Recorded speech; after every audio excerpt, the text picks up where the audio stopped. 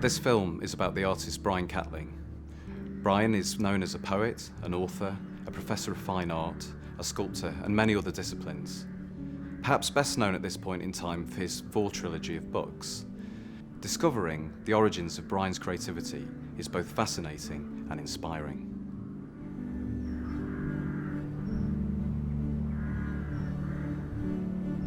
I've always lived more in my imagination than I have in the world, but I'm not the kind that kind of goes into it and sits in a corner and stares at the wall. I have to produce it in some way. I have to make a manifestation of my imagination, and I then want to see what that looks like. So the next thing I can make can be a reflection of that.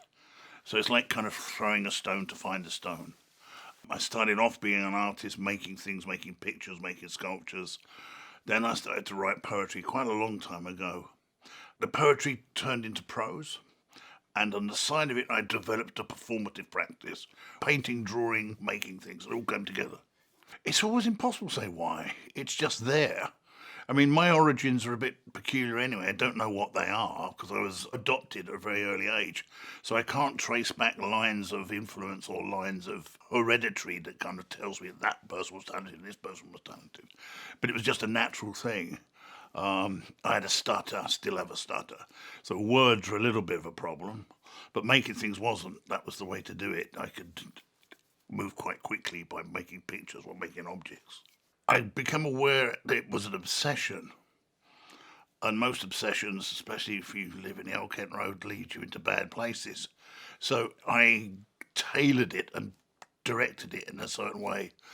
I went to a comprehensive school where the teachers were inspired. They were amazing people, and they were all kind of slightly odd, not normal kind of straight up and down teachers. People from very different backgrounds and cultures. And they recognised something. So my imagination was encouraged at school. My parents encouraged me in their own way. And so I was always encouraged. I was always encouraged to be more of me. And that's an incredible gift to give to somebody. You don't hear it said very much.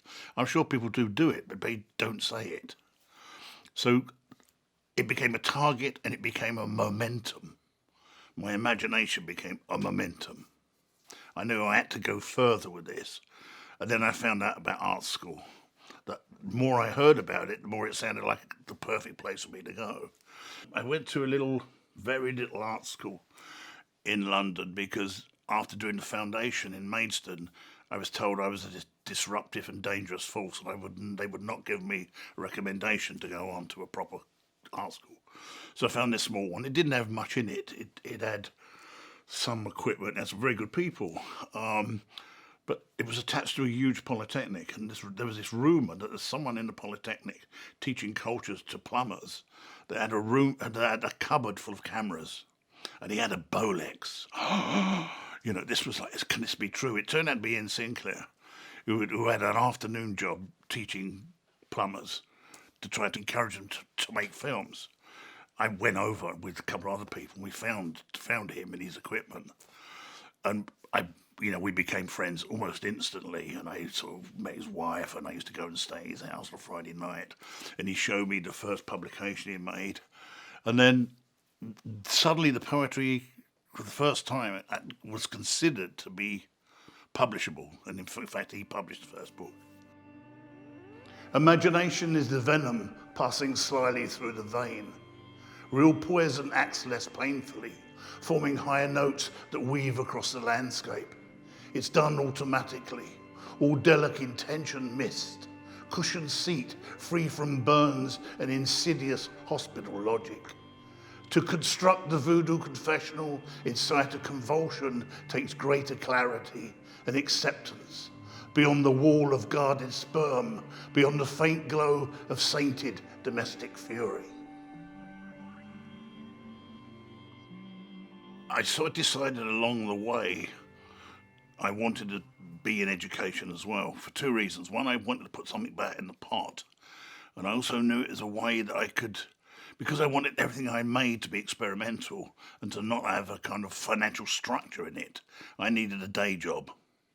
And then I needed one I thought was something I could do. And the teaching thing, I found the best teachers I found were people, and in art school and in postgraduate, were those that encouraged me to hear what I was saying.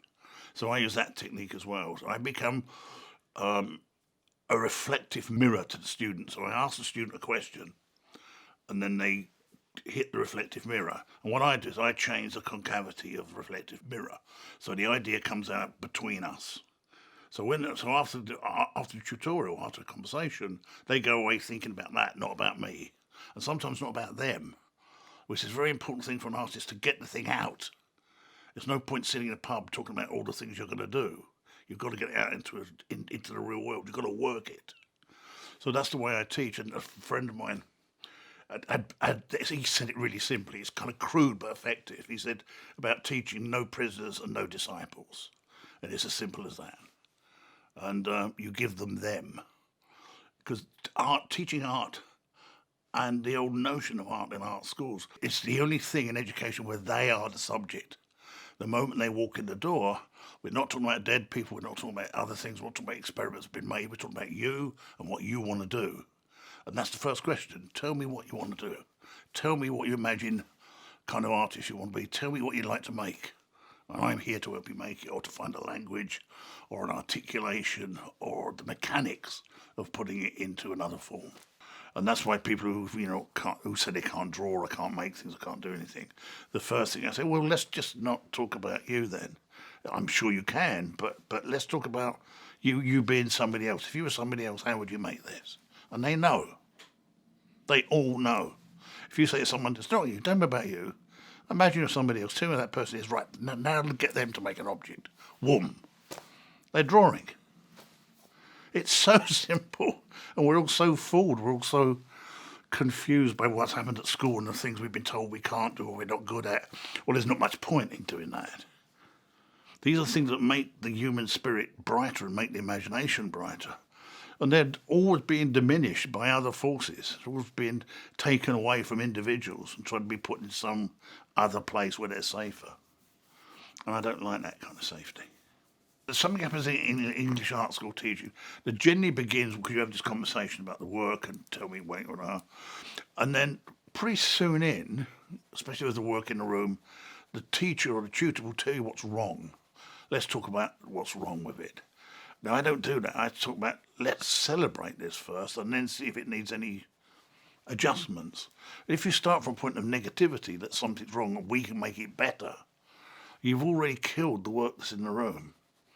Even if you go back to do something, you've actually cut its throat quietly in the corner.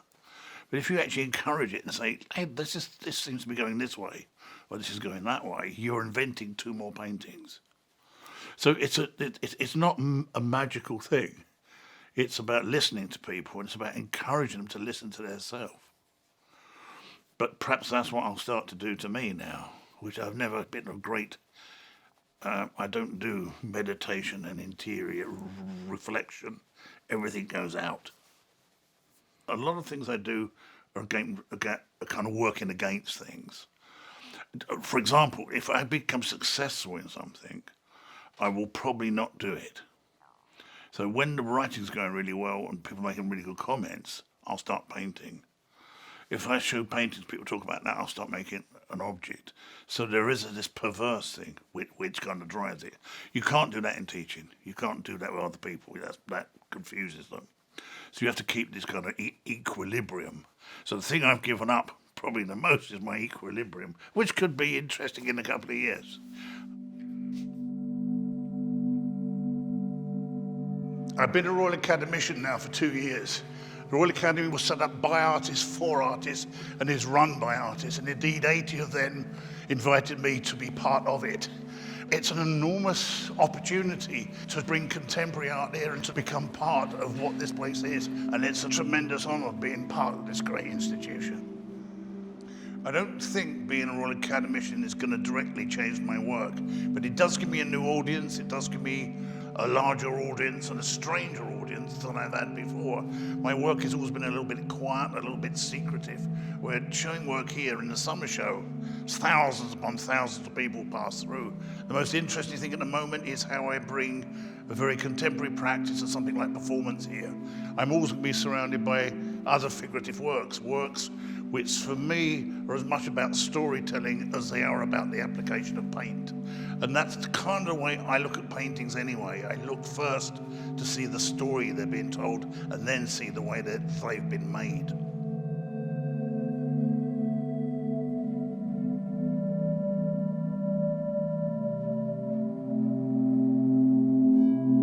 There's a kind of haptic learning, and there's a learning by making things, which you're not going to find in a book, you're not going to find by listening to somebody or being given information. You just got to pick up the stuff and move it around, turn it inside out, make things. Something happens in the brain, a different sugar comes out, some kind of memory trace, a different path of imagination. And I don't know any other way to do it than that. And that's by, it can do it through drawing and painting, anything where you pick up a blank thing or a piece of material and start to turn it into something else. So that's the bit which I call the need for unknowing. But there's all sorts of funny little bits and pieces, like kind of musical songs and things which kind of coming, some of the things that Shirley Collins sings that have such potency. And the way things are described in a more vernacular form. I mean, the vernacular forms of poetry are really fascinating. But I'm also reading Jeremy Prynne, which is the most esoteric there is. So I'm grabbing at these things and going, yes, but actually throwing the middle ground out completely, because it simply doesn't interest me. Sinclair's been, for years and years and years, encouraging, threatening, cajoling me to write a novel. When I made The Vor and gave it to him, he couldn't believe it. He still can't. He's still in some degree of shock. The opening sequence was with me for a long time, the man making a bow from his dead wife. And I tried to write beyond it. I got to page 3, threw it away year after year after year. I can't do this. I don't write prose. I'm a poet. And by a series of circumstances, it happened. One of the circumstances, someone gave me a book to read on an aeroplane. I was going to Australia to do a residency. About a third of the way through, I thought, this is bloody awful. I can do better than this. And the other part of me said, prove it, do it. Don't just, mouth it, do it. So I started to push further. And I thought it would be a little thin book. And it wasn't. It started to grow and grow. I was waking up earlier and earlier in the morning, writing more and more. So the story unfolds and the people unfold in it. And suddenly there are traces of it back in my poems. There are traces of it back in things I've done a long time ago. But suddenly it was like the big picture was there. These ideas could now come out and be fleshed. Especially in America, people say, well, what was the cathartic experience that allowed you to do this? And I said, I think it's called a laptop. Suddenly there was this thing that helped me with my dyslexia, helped everything, and was portable and wanted to work. And it was a kind of partner, and it was encouraging me to use it. And I never planned it. There's no planning in any of this writing. There's no skeletal structure. I don't know what's going to happen. Sometimes I'm writing like this, and I don't know, and I'm going, he didn't, because it works like that. I don't know how it works like that. I don't know what the mechanism is. It's really difficult to say. And then I go back and edit the thing, of course, but it's coming out full stream. It's coming out, to some extent, already fully formed. And I can't trace it. I've tried to look a little bit. When it comes to critical response, my critical response to my work and my judgment, I'm prepared to take the thing apart, take all the cogs out and look at it and put it back again, but I never touch the mainspring. Because once that expands, okay, you never get it back in again. So I've got a kind of a morbid fear about that. That stays where it is. I keep winding it, but I do take the bits apart and generally get most of the cogs back together. The trees breathe and accept it all again. Unnatural greens cuckoo the sensible blacks where the great forests live. Men and other weaker beasts grow in confidence and dare to believe that the place is theirs. For a few hours they stride and hack at the rim, shouting to match the sunlight.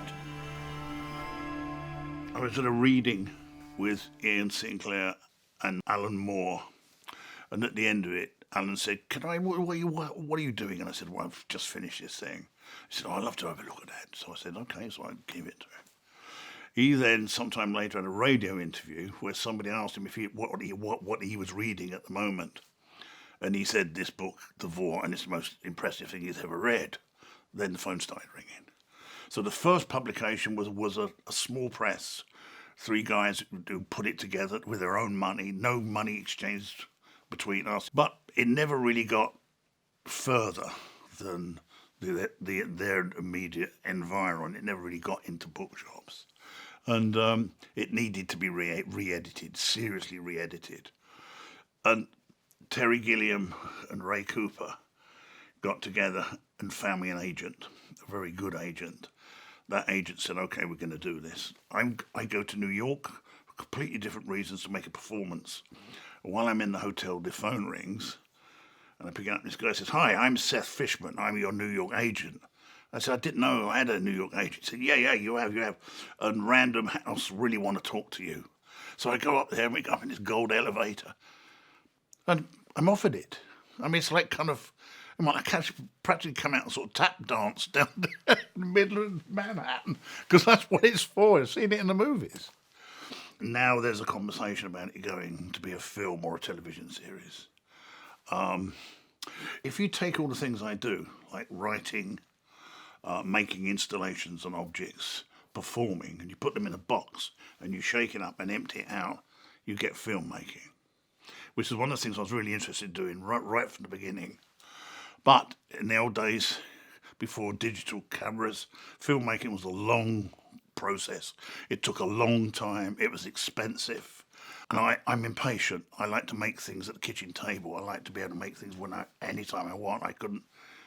So I think what I did was to deconstruct filmmaking into these other things, these other parts, and work on those. And then sometimes I made, when digital cameras came, I'd made video films as well. And then I wrote some things with Tony Grisoni, some screenplays and things, and we made those. And then gradually, it was the same thing again. It was still equipment, people, time, money, organisation, not the direct thing. So writing is an essential act. It's a direct act. And the fact it's now going back into film, or will be going to film, is very exciting, but actually, it's not my job. It's somebody else's job now. And then, of course, the other thing about writing is that you can do everything you can't do in all the other things. You can change gravity, you can change persona, you can make things.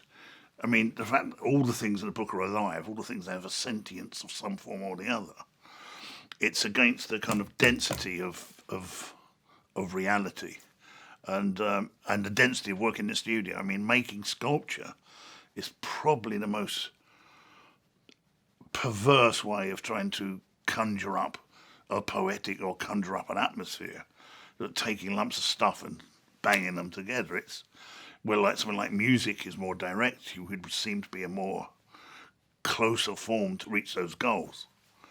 But I like perversity. I'm attracted to the wrongness of actions and the wrongness of doing things. And I'm not making art for your comfort. I'm not an entertainer. I'm not making things, to entertain you or to make you happy. I mean, maybe I do some things, but the world is composed of many different parts, and sometimes you're going to have a bit of this as well. Doesn't make me any happier, but there's no other way of explaining it. And it carried on, so I don't know what that was, if that's another interlude. So the triumphant world. So I started making a series of these things. You've got one of those as well. You too. He's got all the best ones. So maybe there's something I'm going to have to think about seriously in the future. Editing is really interesting. I mean, all my experience of working with editors have been brilliant. Jenny one in particular, Tim O'Connell, but it's a really interesting process and always positive. And sometimes, in the Vor, there were characters I put into it, which I this is the problem of being aware again. I put in consciously because they were little mementos. They were little cameos of people I know, a couple who had died. And I wanted them to be in. He spotted it immediately. He said, I don't get this character. What is this character doing there? I go, well, they're doing this and this and this. He said, yeah, but they're not taking the plot anywhere. They're just kind of slowing it, or they're doing this. And yeah. And you know what? They're there for sentimental reasons. And he spotted them straight away. There's 3 of them. And, and they're all in different places. Gone. They have to go. So when I was up in Edinburgh, I was doing a question and answer thing with Stuart Kelly. And he said, what does it feel like, when you have a character taken away and you have to go through the book and remove them from all these different places? And I said, well, it's kind of all right, because once it's gone, it changes. It's a bit like there's a squid in there, or an octopus in many different places. And you've got to get in, and you've got to get it, and you've got to pull it all out in one go, not break any bits off. And then for a few moments, there's the hollowness, the impression of where the body was is there. And you could pour plaster in it, you can make a cast of where the thing existed, where it lived on the pages. And that would be an interesting object. And I looked at him, and he was just you're describing a sculpture, you're describing a squid as a character coming out. I said, yeah, but you got to understand, because once it's out, if you don't make a cast of it, it will all close back again. So it'll close back and you won't know where it ever was. And that's what's happened with the edit. And sometimes these crossover points, and one other thing he said his questions are really good questions.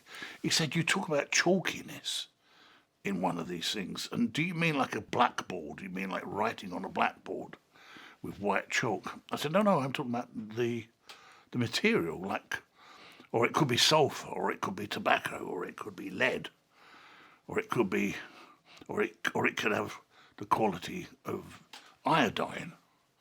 And again, rather amazed that I'd said these things. But I said, no, because it has a chalkiness. The chalkiness is the qualities of the material. Again, it's a sculptural thing. It's the associative qualities of the material. It's white, it's porous, you can feel it on your mouth. I describe chalkiness, you'll feel it in your mouth. You can see the stains it makes, these marks on your clothing it has. And if we talk about sulfur, it'll do that. And if we talk about iodine, it'll do something else. So they're things they're like taints, they're like conditions. And this is not a way of dealing with things. People often say that so obviously you're a sculptor in the way you write. And I said, yeah, that's probably true. I don't know what you mean. I mean, I'm not doing it on purpose, but it probably is, because that's what I do. And in the early poetry, sometimes those words are on the page raw. They're there to be a presence, to actually say, to stop you in a narrative flow by imposing a material or a process. And I think it's kind of like in a reverse way in the sculpture studio. I'm actually, as I said before, taking inert things and putting them together. And what happens if I try to make this one speak to each other, or make this form react to this form, or that shape react to this shape? So sometimes it appears to be abstract, but it's never abstract, because it's always attached to a resonance of association. Beckett's a really interesting writer because he sets things up where you know what you're looking at, but you also know it can't exist because it's changed its dimension in some way, it's changed its time. And Samuel Beckett was a great influence to a group of 70s sculptors that I was kind of on the corner of, who were trying to make work like that, make work that has an associative meaning, that you come into the objects by a form of recognition, but then when you actually get to them, you realise it's not that thing at all, but it's something else. So you deal with the something else, and you deal with the false memory at the same time. And that's in Beckett, all through Beckett. Entrance suspended over the hunting fields, not death, the living vine calligraphs subtle anatomy that cannot be called heart. Blood will not be strangled in prosaic diagram, the home, the work. Its heat wallows menacingly in a thin glass chalice. Simple splinter along the doctor line. Drug putty from warm dust pockets cannot harness the right pressure of that thunderous colour. sometimes when I start with a thing, I'm not sure what form it's going to go into. I don't know if it's going to come out as a piece of writing or a painting or a performance. And sometimes it comes out as all three. Or sometimes I'm in the middle of one and it takes a wormhole through to the other and it's dropped. And I suppose the most obvious version of this, when I was making video works, I was making performances for camera. So I would set the thing up, someone would film it, and I would make the work. There was one called Migrant, which I made in Norway, where I started in Trondheim and finished in Oslo, and it was a crawling man in landscape. So we'd drive along, I'd see the right landscape, get out the car, crawl for a while, it'd be filmed, get back in the car, travel on. So a crawling man in landscape means one thing. A crawling man in the city means something quite different. These were experiments, and sometimes that would turn into something else. And so I made video works of the Cyclops. So I was painting Cyclopses. Cyclops has been a continual theme. I know where it comes from. I'm very clear on this. In the Hunterian Museum, in the Royal College of Surgeons, in the old Hunterian Museum, there was a side room for dentistry and other things. And there was a little tank that had a child's head. Not a fetus, it was a bit too more developed than that. And it was a Cyclops, and it had one eye with two pupils, red hair. The features were distorted, the mouth was distorted, but it was human enough to imagine it becoming an adult, to imagine it being, having intelligence and moving. And I was amazed by this thing. It was also grim. It was everything of nightmares. But I didn't know what to do with it. I didn't know what I could possibly do with this. I couldn't photograph it and stick it and photograph on a wall. I couldn't paint it. I couldn't make a copy of it. I couldn't picture it. It had to be somewhere else. And some years later, I was making a piece in the British Library, the British Museum, and I'd mic'd up a series of glass cabinets, and I was performing against it. And a cameraman who was filming this got very intrusive with the camera, thank God, because he got right close in, and he got me leaning like this to the side to the glass. And when I saw it, it was the reflection of half my face with one eye, and I nearly jumped out of my skin because it was the same thing. It was the Cyclops. Oh, my God, I know how to make it. It's the Harry Worth effect, which is a sort of thing that used to be on TV where a man stands in front of a glass and he becomes a mirrored image of himself. So I suddenly realised I could do this performatively, which meant I could do it live, which meant I could do it as video work. Then I can have it speaking. And then it all starts. What does the Cyclops say? What is a Cyclops? What makes it different? Well, it's conspicuously it has one eye. But you and I have two eyes, and our optic nerves cross over. So the right eye talks to the left. This is a straight tube. It's a straight channel. So that probably means that the brain isn't divided. There's no division that we have. So it's a single brain with a single eye. And then you start to think about the monsters of Cyclops. You start to think about how would that thinking work? How would that sensibility work for something that didn't have those divisions? So then it started to come out more and more. So I started to paint portraits of these things where I would literally just begin by pop the eye, one paint splash, and then build out. By the time the picture was finished, it was no longer a paint splash, that had gone. And of course, it occurs in the Vor, in the novel. It wasn't a question of designing it to walk in. There was no choice. It just presented itself. I've got to be here. I've got to be part of this. There's got to be a Cyclops in it. This is another opportunity to expose how a personality like that would work. So I had the thing of bringing him in as a very fast-growing child, being brought up by androidic creatures, artificial human beings, which are never described where they came from. But he kind of becomes the central figure of it. He becomes the central character. And I don't know, I keep thinking I'm done with that. Occasionally another portrait comes up, I just got to do it. Often I'm painting another painting. And I go, that could be quite interesting using this colour for a... So I'm on the other hand, paints another Cyclops portrait.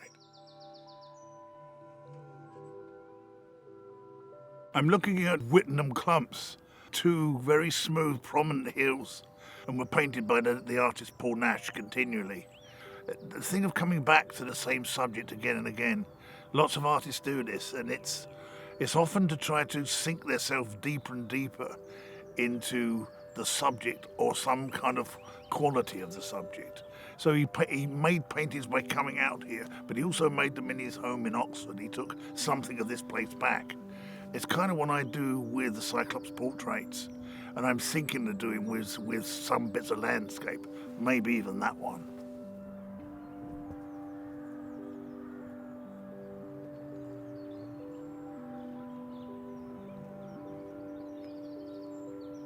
The thing that's good about working here is that I don't have to be here. And once I start working, I'm not. I mean, I can work on something, especially the writing, until it gets dark and I haven't noticed. And I think something's gone wrong with my eyes, or there's a big cloud and it's night time. It's like that. It's completely obsessive behaviour. But I'm in another place. I'm in an invented world, and bringing in lots of things I know from outside, certain effects, certain conversations, certain incidents that I can find a way of reinventing or realigning, either as a picture or as a story or as a kind of atmosphere. This is Wayland Smithy, an ancient monument just off of the ridgeway which runs across the top of the hill here down into the valley. I was 17 years old. I had no idea what was here. I'd never heard of the place, and I just walked straight into it. It was covered in snow. The thing was completely and utterly shattering to me, and it was freezing cold and it was white. And I fell in love with it. That's probably wrong. It fell in love with me, or something in it came and grabbed me and made a permanent impression. This is sculpture on a huge scale and a huge meaning, and it's not something you can go back and make in a London studio. So I had to find another language, another way to capture this atmosphere and this power. The presence is still the same place. The place is as strong as the objects in it, and they become one thing. But as an artist, part of the job is to make it in a different way. You've got to make something else that is generally not an illustration or is not a picture of it, but it's something you can try to put in a painting. It's something you can put in a story. Not knowing what the plot is, not knowing what the people are going to do, just having the place somewhere sitting in front of you, waiting for something to occur. And sometimes that's enough. That's enough to just get the entire thing to move forward. Now I'm seeing things in a different way. I'm making notes in a different way. I'm taking photographs in a different way because I've got more time. And I now know that everything I see and do is material. And it's that transformation. It's the same about places, about taking those energies from last night. When we turned round to leave from Wayland Smithy and the light had gone, it reached this greyness and the birds started to sing. There was this kind of slightly magical thing of things being packed up and walking away, because you know in your head, as you go down the track and get in a car, some part of you goes back because you know what it is when there's nobody there. Some places have gone deeper, or they've been enforced deeper in memory by incident. There's a place in Gozo in Malta that I used to go to a lot, a little village, and that is basically the village in the war. And sort of summoning places and summoning moments. And I spent a lot of time in Norway, and spent a lot of time in Iceland, and I visited Greenland and the Australian desert. And these places have a vastness to them, a kind of... The places I'm really interested in, the places where they don't acknowledge human beings. They're not interested in human beings. In Australia, human beings are too early, too new. The Red Desert is no doubt, it doesn't even notice they've arrived. They're insignificant. And it's quite interesting to try to find a way of putting some of that strangeness into a little painting. I've had a lot of people asking me to make the pictures bigger. And they're trying to explain there's this size for a reason. That this size is about containment in my head, literally, and on the table. And it's about the concentration going in and allowing it to come out again in certain light conditions for the picture to glow or to emanate. And it's not about a big Catling picture or a big expressive picture. It's not about that. It's about something else. It is much more like icons. They're much more not to be meditated on, but to just open the door for a little bit. Oh, I guess enough. And then you can do that with something this size. or you can literally turn it to his face to the wall. So, and I think that's the ones I like the most are the ones that do that. The book I'm working on now, the new book, is called Transai. I think it's going to be called that. Transai is a part of a medieval tomb, a tomb which is in 3 parts. The top part is a prone figure, an effigy of the deceased in all their glory, in their costumes and their crowns. And the middle section is the kind of box that contains the actual bones. And below is a sculpted effigy of them in death. It's a figure, it's an emaciated figure of someone who's passed just into death, showing the bones and showing the ribs and showing that they've gone, and it's a corpse. And the best one, and the one that inspired it, is Elm in Oxfordshire.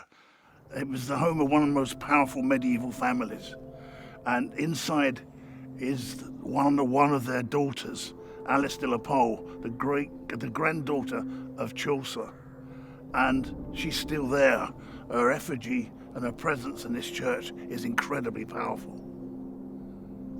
So this is a tomb of great expense, but these guys, these angels, are amazing because they look like they've got scales on, but it's what's down there which is most amazing. That's a real masterpiece of carving. And you can see how emaciated she is, how the flesh and the bone work. That hand is really something special. I've been looking at this for quite a long time and taking people there and always thinking there's something to this and there's something to do with this. But like the Cyclops, not quite knowing what it was, the original Cyclops, not quite knowing how it was going to be made.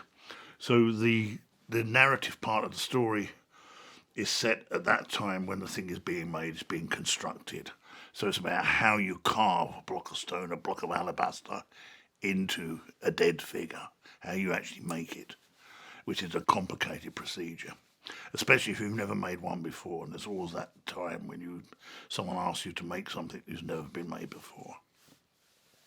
And this parallels my own personal experience of losing my partner recently. And she died of cancer, and I watched this beautiful, amazing woman gradually become cadaverous before my eyes. I saw her change. And over a long period of time, you don't register that. It just happens. And then she died, and so I don't normally write directly into my experience. I certainly felt uncomfortable. The story was going in my head. I woke up in the middle of the night and went, oh my God, you can't write this. It's Rebecca, you can't write this. It was like they had been going along a parallel. So close, but not having done the obvious thing of seeing each other. There's very little information about people who carve these things, but one of them is a debate around anatomy and artists seeing anatomical specimens, or artists seeing deceased specimens to be able to learn the thing. And my idea in this thing is if you've seen it once, you don't need to see continual cadavers and make drawings from them because you know what it is. And if you see one and then you carve one close to it, you're probably going to carve the same thing. So the carver who's gone in the story has gone through a similar experience, and then he's been asked to make this thing. It's not that he was hoping to be making the top one, but circumstances changed, so he's been given the bottom one to carve. And of course, what he's doing is he's carving a portrait of his wife. And then it's also a ghost story. It's also a love story. It's also a reflection of 2 very different times, and it's full of landscape and it's full of weather conditions. And it's not a dismal thing, and it's not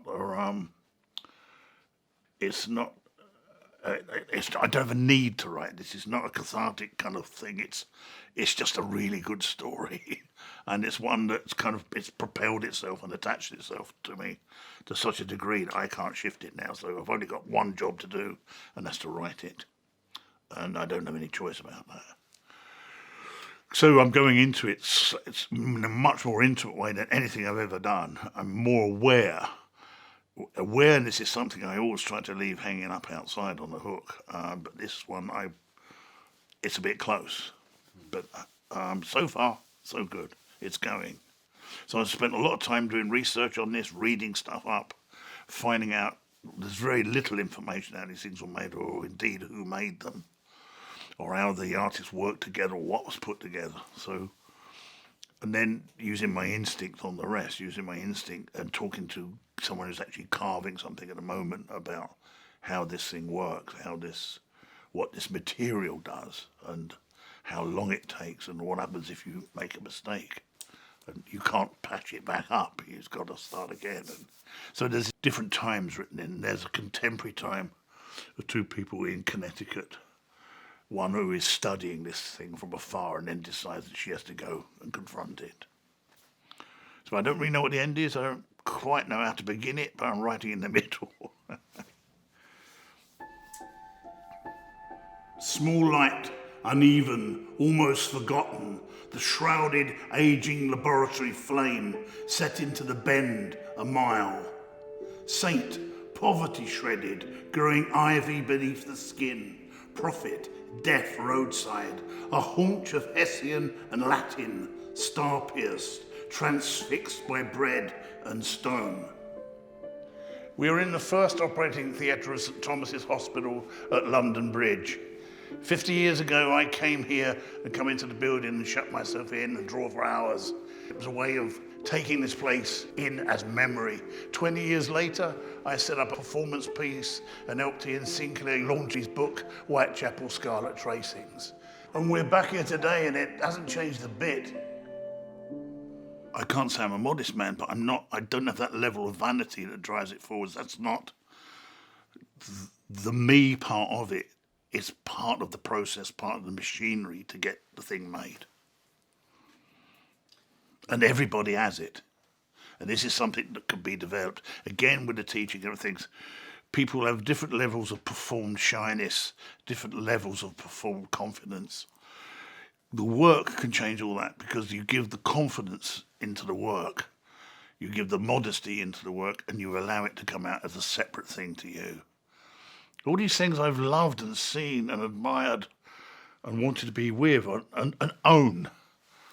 I can have it. It's here. I don't have to own any of these things ever. And I don't have the need to. Because I can make it up. That was probably that was a silver bullet moment. That it wasn't about sort of great creativity or anything. It was about a different form of possession. Because you've already done it, you've seen it, but you can have it again. You can write it, and you can pass it on, and that was like a really strange thing. And then I've never owned anything. I've never had a house or a car or anything like that. I never felt the need, but now it's even less, because it's all mine. It's all ownable as fuel to turn into something else that can be then passed on. And that just makes the world slightly different. I mean, it makes it all permeable. I've never felt comfortable with I in writing or in poetry in particular. It's the last person I want to walk into the room. It's the last person I want to be telling the story. It's the last person I want to be performing it. And I don't make self-portraits like that. They're always something else. So it's always we, or it's a collective. It's an association that we can share, which puts the viewer in a different position. It makes them more part of the action, more part of being, having responsibility. The moment you say I, you reduce it because it's them. Whoever that I is, the writer or the person in the story can take responsibility for it. They don't have to anymore. And it's about withdrawing, but allowing something else to go forward. I'm not sure it's to do with modesty. I think it's to do with something quite different. It's not tethered. It's not got a stake, which of course is an eye. Bang. Middle of the thing, everything's tied to it. They can only go around in circles. Yeah, that'll do. I'd like people who saw this film to understand that what drives me is the power of imagination, the power of the imagination, and how far you can go with it. And that that's something that everyone can develop. It's something that everyone, it's the ultimate gift. and I'm obsessive, and I make it that way, and it becomes my creed. But everyone couldn't do that. Everyone could develop their own version.